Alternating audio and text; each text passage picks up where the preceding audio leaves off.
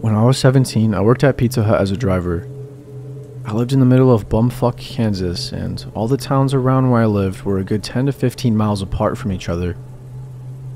I had gotten a job at Pizza Hut since they were desperate for employees and I needed a new job. The pay was not very good, but I was still in high school, so it didn't really matter. This took place back at the beginning of 2022. The one I worked at had us delivering in a 25-mile radius, which looking back is absolutely crazy. Because for reference, most of the time you deliver in a 5 to 10 mile radius of the store. But since this was the only Pizza Hut pretty much in the area, we had more delivery responsibility.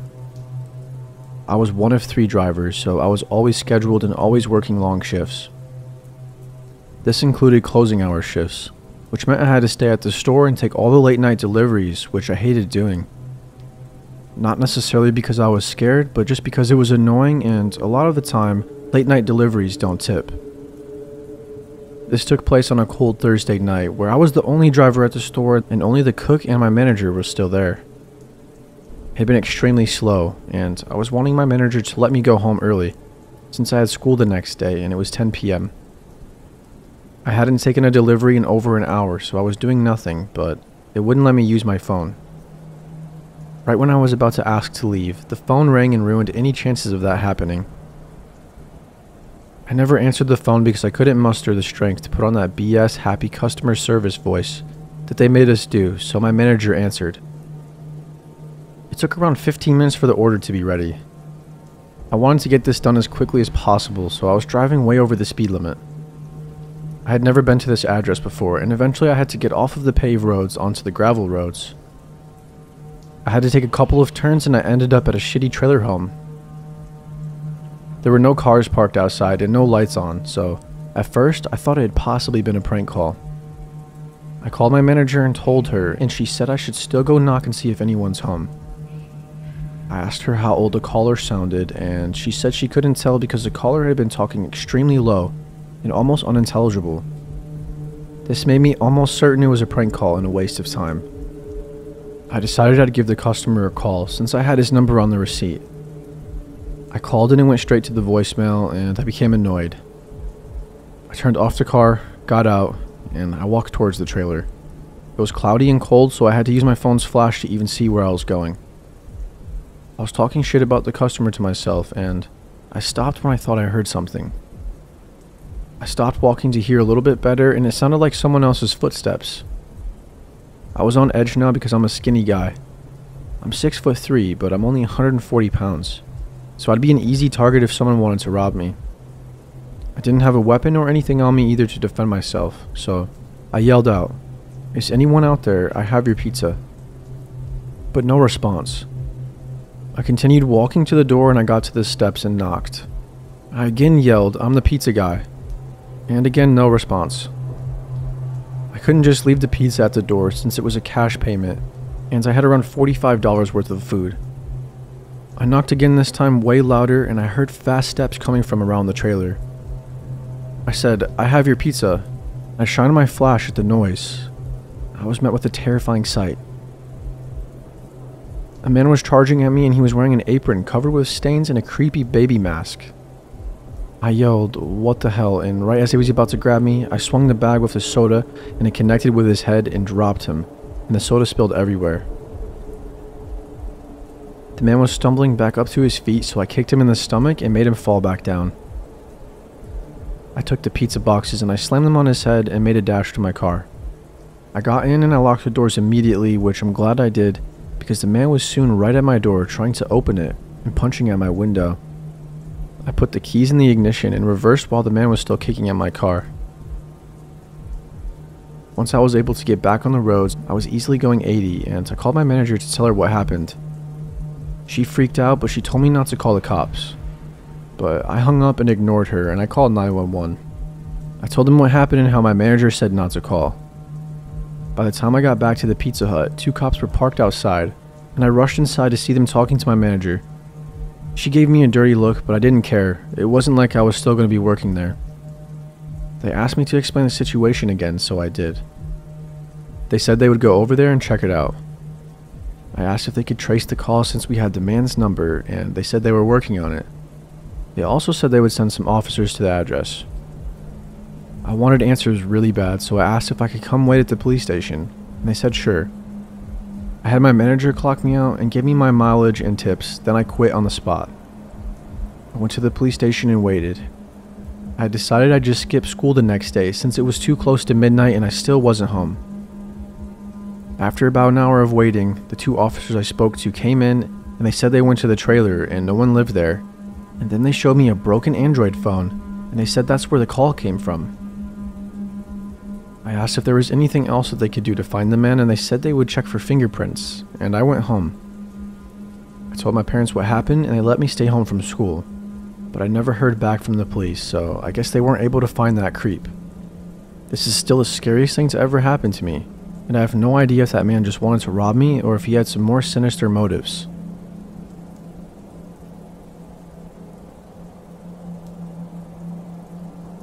This happened right before my 16th birthday. I needed to go to the DMV to get a photo taken for my ID, since I'd be turning 18 in a couple of years.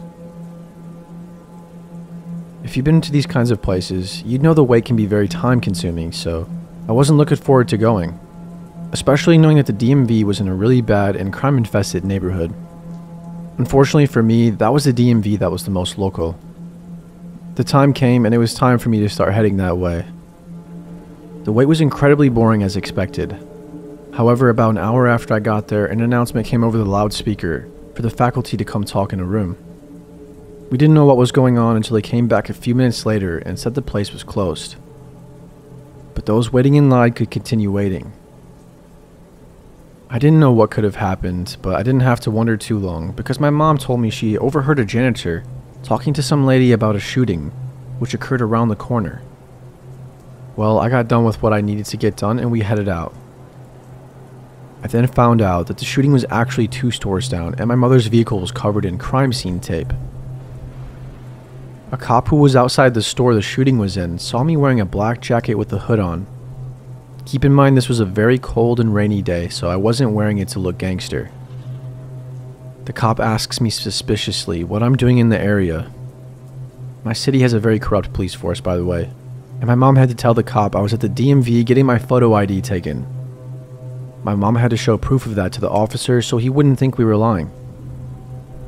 I'm grateful my mom was there to back me up, otherwise I don't know what I had done. I've been back to that DMV since, but my body goes numb every time I have to go back there out of anxiety. Lesson learned. Don't walk around a shady neighborhood in a black jacket and hood, even if the weather is bad.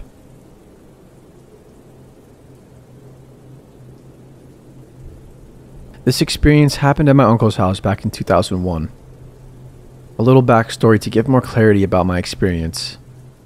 I grew up in San Francisco, and after I graduated high school, I decided to move to a small town where my dad's family lives.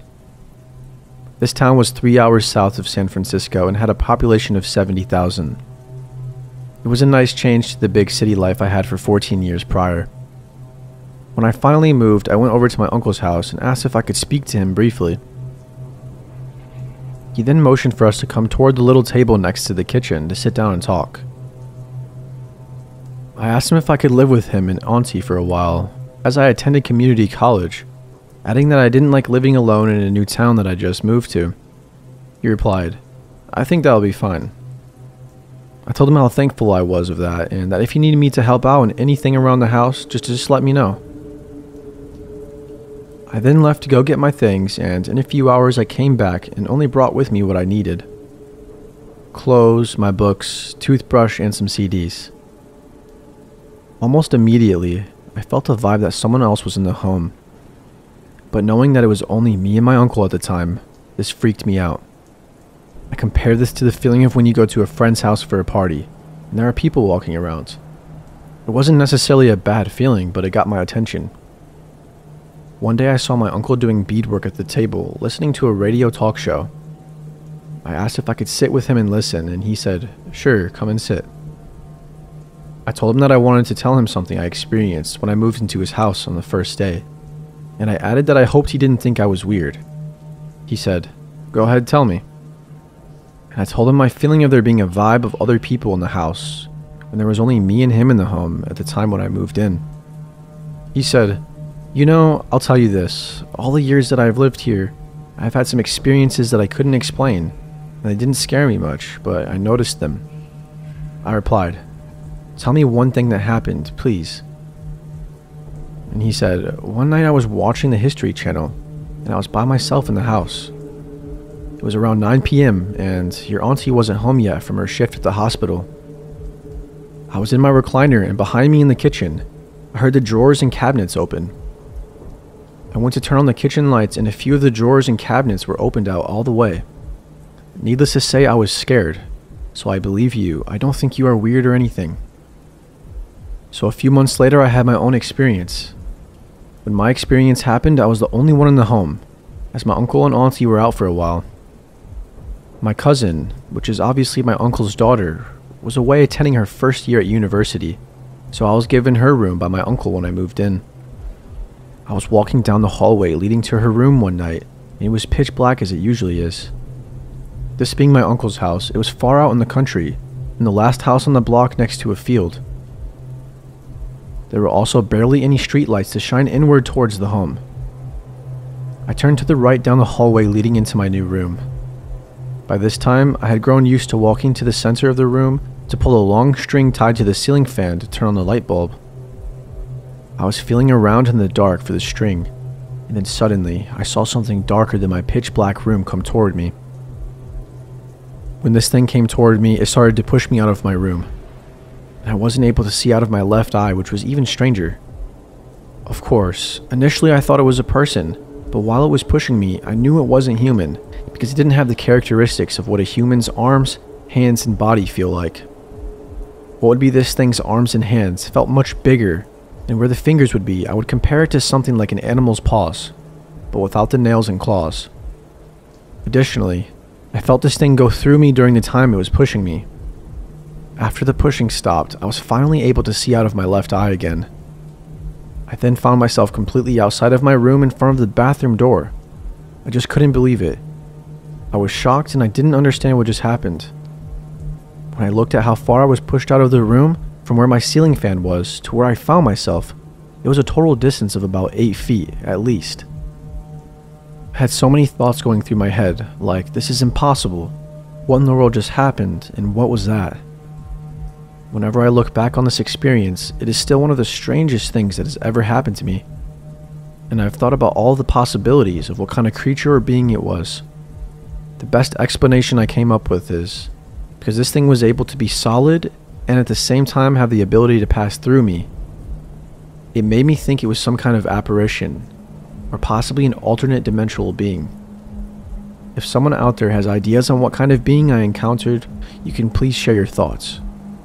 When I did research on the previous families and the history of the house, I found out that there was a woman that lived there until old age, but there wasn't anything else I was able to find out.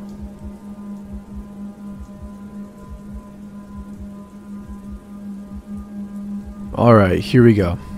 So nearly a year ago now, on Christmas, I was at my dad's with some of my siblings. We celebrated Christmas, and then after dinner, my dad headed off to be with his girlfriend at her apartment.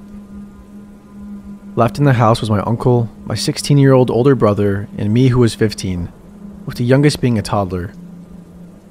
I woke up early the next morning, the day after Christmas, and I sat on the floor beside an outlet on my tablet. Everyone else was still sleeping, and then I heard banging on the back door. I thought it was my dad coming back, but the banging got louder and it went on for way too long. For lack of a better term, I disassociated, and I didn't know what to do. I felt like I couldn't move until I heard the back door break. I'd been paranoid about home invasions due to our area in the city before, but I had no idea what to do and I just stood there in shock. I put down my tablet and I picked up a nearby flashlight. When the back door had given out, I heard him quickly go through the downstairs, stomp up the stairs, and then he was right outside the door of the room I was in. The man opened the door, turned left, and then turned right.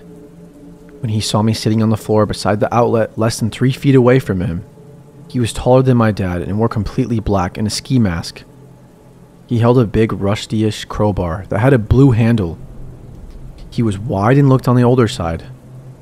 I took a small breath and screamed louder than I ever have, and I held it for at least 20 seconds. Once I screamed, he screamed a bit too, and then ran downstairs and out of the house. I went to the top of the staircase after he was already down them and out the hallway, and I yelled, "Please leave," as loud as I had screamed less than a second before. Looking back, asking a house invader to leave is useless, because he was already leaving, and also because he broke in, but I wasn't thinking the best. My screaming woke up my uncle and my older brother. Also, I wasn't wearing any pants, so I put pants on quicker than I ever have, while telling my older brother what just happened, as he was half awake and confused. I ran downstairs and my uncle had just come from his room into the basement. I quickly told him someone had broken in and left after I screamed. He already had a knife and told me to grab one too. I did, and after making sure the robber had left the house and checking quickly on the toddler, who was somehow still sleeping, my uncle told me to guard the back door and stab anyone who comes through while he checked the area outside the neighborhood to see if the robber was gone or where he went. I held the knife and stood beside the broken back door, knowing if someone came back I couldn't do anything, as I have never been in a fight before, and I was just a child holding a kitchen knife.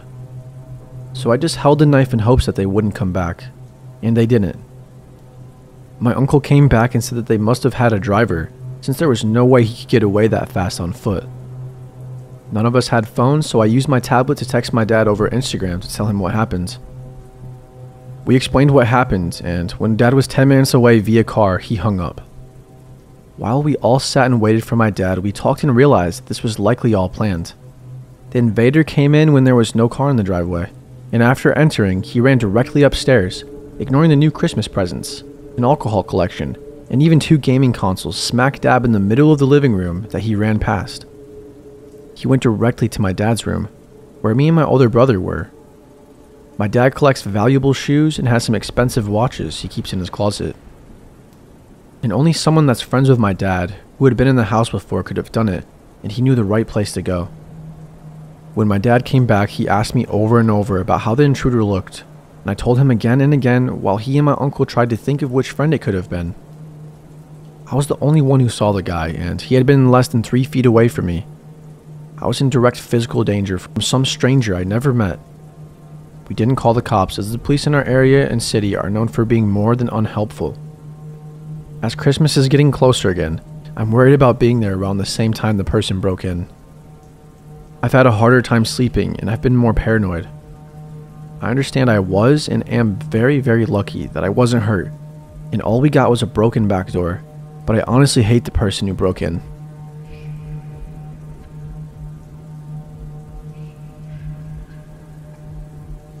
So for context, I moved into my new house about a year or 2 ago.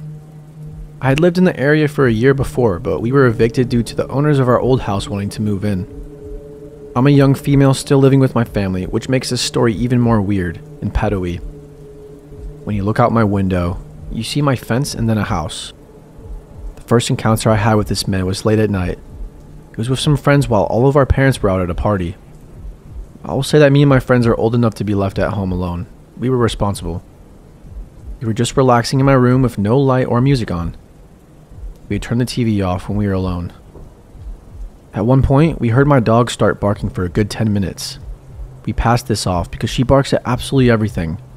I'm talking like birds on the power line or a bug on the front porch. Literally anything that moves. We started hearing weirder noises like crunching circling the perimeter of my room and scratching on the walls. I kid you not, the moment we start getting scared, the loudest bangs I've ever heard start pounding on my glass sliding door. Me and the 3 others run out of my room to go look at what in the world could be making this much noise. We were greeted by an aggressive dog. This dog was up on the glass pounding on the door. My dog was really scared, and she usually doesn't do this, but she backed away behind me into my room with all of her fur up. Then we see it. A man dressed in all black standing at the door. We were all standing perfectly still, but I guess my friend's flight response went off, and just as he jumped to lock the door, the man reached for it too. My friend yelled, "What are you doing here? Who are you?" And he responded with a simple, "I don't know," and walked off with his dog who was on a leash. When our parents got back, we told them about him. They asked us why we didn't call them. Truthfully, I know we should have, but I didn't want to ruin my mom's birthday party. I've learned from this. 2 days later, my mom confronted our neighbor who was mowing the lawn. He said that it was in fact him and that his dog had to run into our gate, and he got the dog back. He said he meant to come and talk to her earlier about it, but he didn't. I thought it was a normal story until I thought back to that night.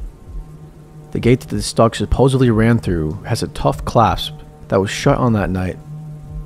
We have it there so our dog can't get out and so nothing can come in, but you can open it by hand. Meaning that this man opened the gate and let himself and his dog in. My theory is that he heard the music stop and didn't see lights from the house, so he decided that he was going to come in, I don't know, rob us or creep on us. The noises we heard must have been him, scaling the perimeter of my room for 10 minutes before attempting to enter. We filed the police report and nothing happened for a few months, until one night. I was in bed, almost asleep, but still getting comfy. I sat up to rearrange my pillows and turned around so I could properly make it comfy when I saw a face outside my window staring back at me. Whoever it was wearing a black face covering, and I texted my mom and froze. I heard moving and then my mom came and checked it out. Nothing there. This wasn't just my imagination, as my neighbor's lights are visible from the crack in my curtain, but the face was covering a majority of the light. Ever since then, I have noticed them watching. I don't know what to do.